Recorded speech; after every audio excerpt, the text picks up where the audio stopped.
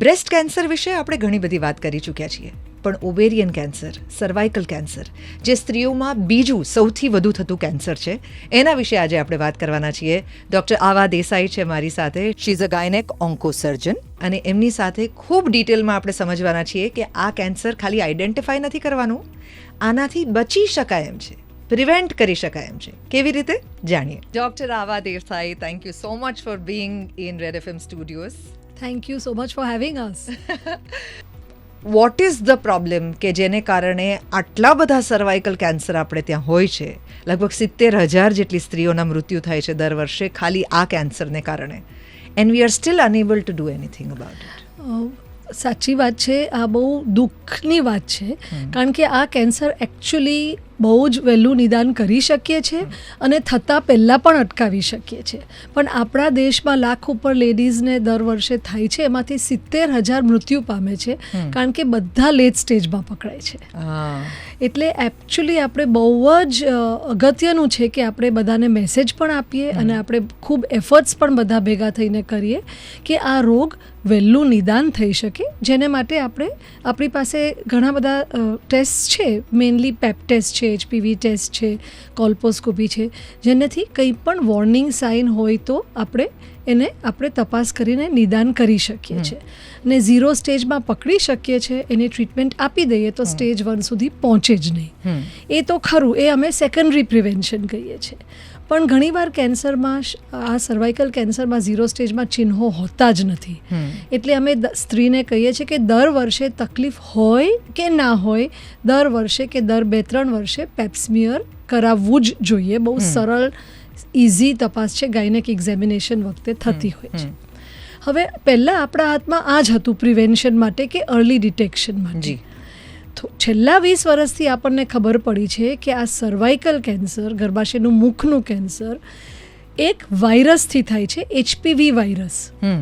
અને હવે જેમ કે આપણને ખબર પડી કે કોવિડ વાયરસથી થાય છે, પછી એનું વેક્સિન બન્યું, એટલે હવે એને માટે પણ HPVનું વેક્સિન બન્યું છે.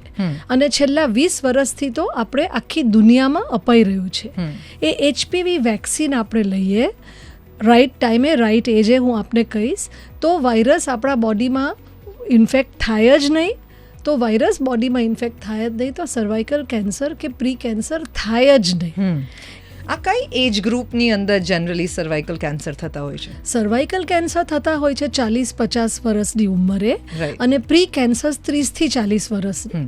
પણ હવે એવું કંઈ એજ ગ્રુપ રહ્યું નથી. અમે ઘણી નાની ઉંમરમાં પણ because of many years of HPV અમે જોઈએ છે સર્વાઇકલ કેન્સર અને પ્રી કેન્સર.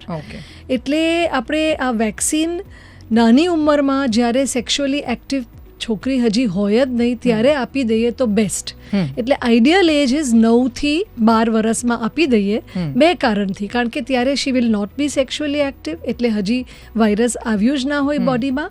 એન્ડ સેકન્ડલી, ત્યારે એનું ઇમ્યુન રિસ્પોન્સ બહુ જ સારો હોય, એટલે બહુ જ સારો રિસ્પોન્સ મળે. પણ દેટ ડઝન્ટ મીન કે પછી પણ ના અપાય. પછી પણ આપણે આપી શકીએ છીએ 26 વર્ષ, ઇવન અપ ટુ 45 યર્સ. પણ જે મેક્સિમમ પ્રોટેક્શન હવે જે સેકન્ડ જનરેશન વેક્સિનથી અમે કહીએ છીએ કે તમને 90% પ્રોટેક્શન મળશે, એ અમે આવી રીતે યંગ ગર્લ્સમાં થાય તો જ કહી શકીએ. સો ટિલ 45 પણ તમે HPV લઈ શકો? જી, લઈ શકીએ છીએ. પણ અમે પેશન્ટ્સને સમજાવીએ કે હવે વી ડોન્ટ નો કે તમને કયા વાયરસ ઓલરેડી ઇન્ફેક્ટ થઈ ગયા છે. આ ખાલી preventive vaccine. Is there a test to check that કે તમને ઓલરેડી કયા વાયરસ ઓલરેડી અફેક્ટ થઈ ગયા છે? અને હવે તો અમે આ પેપ ટેસ્ટ જે લઈએ છીએ નવી પદ્ધતિથી, એમાં HPV ટેસ્ટિંગ પણ અમે કરાવી દઈએ છીએ. HPV ટેસ્ટ પોઝિટિવ આવે તો કંઈ ગભરાવાની જરૂર નથી. જેમ આપણને શરદી હોય એ પણ વાયરસથી થાય છે, એ આપને આપ બોડી ઇમ્યુનિટીથી નીકળી જાય છે. એવી રીતે આ HPV વાયરસનું ઇન્ફેક્શન તો બહુ જ કોમન છે. એવું કહેવાય છે કે 30 વર્ષની નાની ઉંમરમાં તો 80% પોપ્યુલેશનને HPV હોય જ. પણ એમાંથી 80 થી 90% ક્લિયર થઈ જાય છે બાય બોડી ઇમ્યુનિટી. એની કંઈ ટ્રીટમેન્ટ નથી હોતી. જેમાં ક્લિયર ના થાય અને 2 વર્ષથી વધારે રહે, એને જ આપણે ધીરે ધીરે ઘણા વર્ષો પછી પ્રી કેન્સર થતું હોય છે. હા. એટલે આપણે HPV વેક્સિન લઈ લઈએ હા. તો HPV ઇન્ફેક્શન જ ના થાય. સો વિચ મીન્સ કે તમે તમારા ગાયનેકને એવું કહી શકો કે મારે આ પેપ ટેસ્ટ જે કરાવવો છે એની અંદર મારે HPV માટે પણ ચેક કરાવવું છે. Absolutely, definitely. ઇનફેક્ટ HPV વધારે અમે પ્રિફર કરીએ છીએ, પણ as a general screening tool we still prefer પેપ્સમિયર, કારણ કે HPV ટેસ્ટિંગમાં થોડું એક્સપેન્સ ને બધું વધારે થઈ શકે. પણ HPV ટેસ્ટિંગ ડેફિનેટલી આપણે લેડીઝે કેવું જ જોઈએ ગાયનેકને. અને કઈ જગ્યાએ આ વેક્સિન લઈ શકાય?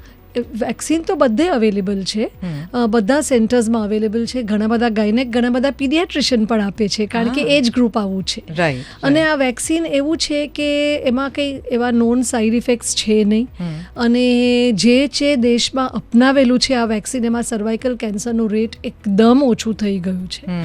એટલે આપણે પણ બહુ ઇમ્પોર્ટન્ટ છે. આપણા ગવર્મેન્ટ પણ ઘણા એફર્ટ્સ કરે છે. લાસ્ટ બજેટમાં, if I am not mistaken, I remember. નિર્મલાબેન પણ બોલેલા. Yes. અને થોડા સ્ટેટ્સમાં તો ઓલરેડી એ લોકો બજેટ એલોકેટ કર્યું છે કે આપણે બધાને પહેલાં જેટલા સ્કૂલ ગર્લ્સ હોય એને વેક્સિનેટ કરી દઈએ, અને પછી ધીરે ધીરે આપણા નોર્મલ વેક્સિનેશન શેડ્યુલ, જેમાં આપણે પોલો અને પોલિયો, ટ્રિપલ બધું આપીએ છીએ, એમાં ઇન્ક્લુડ જ થઈ જવું જોઈએ. હવે જેમ છોકરીઓને આપણે આપી શકીએ, આ જ વેક્સિન છોકરાઓને પણ આપી શકીએ? ડેફિનેટલી. આ બહુ સારો તમે સવાલ પૂછ્યો, કારણ કે આ HPV ઇન્ફેક્શન તો બંનેમાં છે.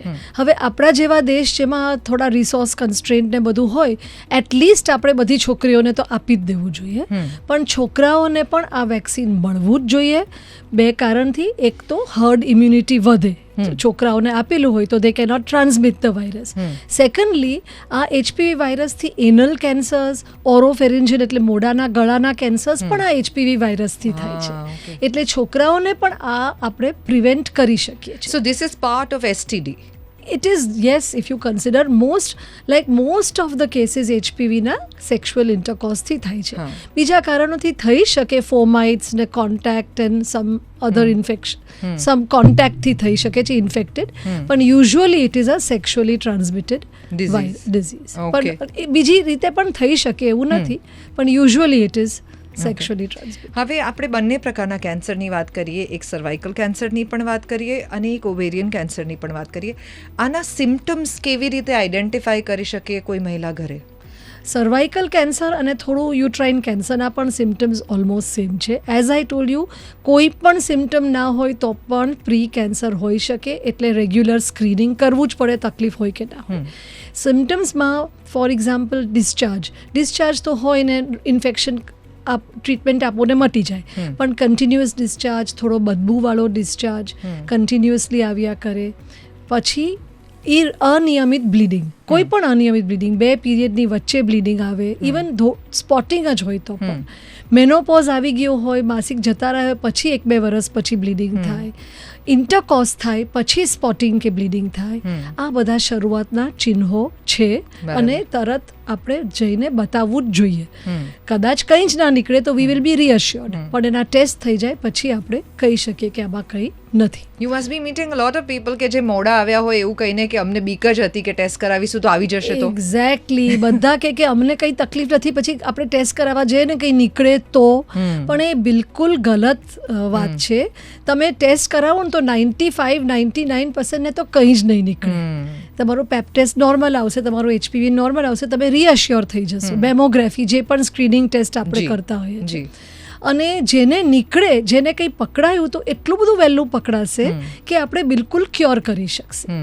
એટલે એ વાત કે મને તકલીફ નથી ને હું જઉં ને કંઈ નીકળશે તો એ આપણે વાત એમાંથી નીકળી જવું જોઈએ. You must be feeling amazing ને કે તમે જ્યારે ભણ્યા ત્યારે તમે જે સાયન્સ જોયું ત્યારે કદાચ ઘણી બધી વસ્તુઓની કલ્પના જ નહીં હોય કે in the same life time or in the same career graph you will get to see such changes. So true. એકદમ જ એમ લાગે કે સી ચેન્જ આવી ગયું છે ને ડે બાય ડે.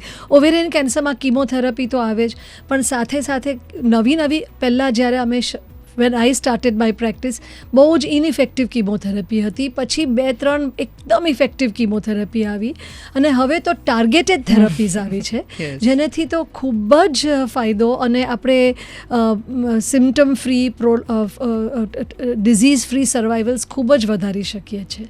સો હવે આમાંની કોઈ પણ મહિલાને ધારો કે આવા કોઈ પણ ચાન્સીસ હોય તો યુ આર વેરી કોન્ફિડન્ટ કે એમને આપણે બહુ જ સારું જીવન આપી શકીએ છીએ. એબ્સોલ્યુટલી, ડેફિનેટલી ઘણું જ સારું જીવન આપી શકીએ છીએ, કેન્સર્સ પ્રિવેન્ટ કરી શકીએ છીએ. કેન્સર્સ થઈ ગયા પછી પણ અમે કહીએ છીએ કે આ જૂનવાણીની વાત નથી. Everything is manageable, everything is treatable, અને we are ready to hold your hands throughout the experience. એવું નથી કે હવે ઓપરેશન પતી ગયું ને રેડિયોથેરાપીની વાત કરીએ તો એના પણ ટેકનિક્સ એટલા બધા સારા થઈ ગયા છે. પેલું જૂનનું કે શેક, ગુજરાતીમાં બીજો કંઈ શબ્દ નથી એટલે શેક લઈશું તો બધું જલી જશે, એવું કંઈ છે જ નહીં. ઇટ ઇઝ અ થેરાપી જેનાથી કંઈ જ તકલીફ થતી નથી. ઘણા બધા રેડિયોથેરાપીથી બહુ જ ગભરાય છે, એટલે એ તો આપણે બીક દૂર જ કરવી જોઈએ. ઘણા બધા તો રેડિયેશનનું સિટિંગ લઈને કામ પર પણ બપોરે જાય છે. વાવ.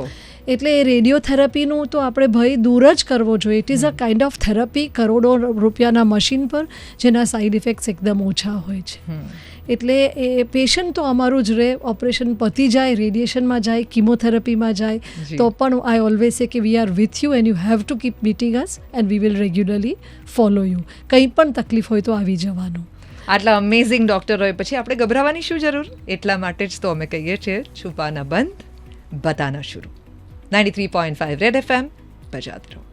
Zydus Hospital presents RJ Devki के साथ छुपाना बंद बताना शुरू, छुपाना बंद